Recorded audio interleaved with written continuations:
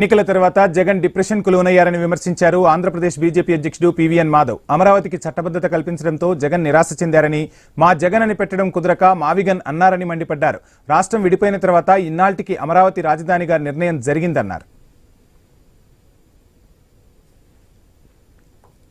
చాలా ఉత్తరాంధ్ర కళ మొత్తం యావత్ ఆంధ్రప్రదేశ్ లో కూడా విభజన చట్టంలో కూడా ఒక పరిశీలించాల్సిన అంశంగా పెట్టడం జరిగింది. కానీ కేంద్రం ఆ రోజు చొరవ చూపించి నరేంద్ర మోడీ గారి పరిశీలన అంశాన్ని ప్రత్యక్షంగా పూర్తి స్థాయిలో చేయాలి అని చెప్పి ఉత్తరాంధ్ర ప్రాంతానికి సంబంధించిన railway zone Visakhapatnam south coastal railway zone ని డిక్లేర్ చేయడం ఏదైతే ఉందో అది కూడా చారిత్రాత్మకం, కష్ట సాధ్యమైంది, మిషన్ ఇంపాసిబుల్ ని పాసిబుల్ చేశారు నరేంద్ర మోడీ గారు.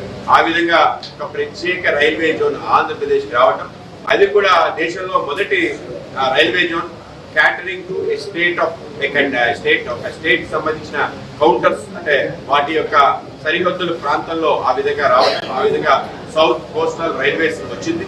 దానికి మన యొక్క గుంటూరు, విజయవాడ, విశాఖపట్నం డివిజన్స్ తో, గుంతకల్ డివిజన్స్ తో, ఈ యొక్క 4 డివిజన్స్ తో ఈ యొక్క రైల్వే జోన్ రావడం, దాన్ని కూడా హెడ్ క్వార్టర్స్ విశాఖపట్నం పెట్టడం, ఏ కళ అయితే ఉందో అనేక మంది పోరాటాల కారణంగా సాధ్యమైందో అది సాధ్యం చేయించిన వ్యక్తి మన ప్రియతమ ప్రధాని నరేంద్ర మోడీ గారు.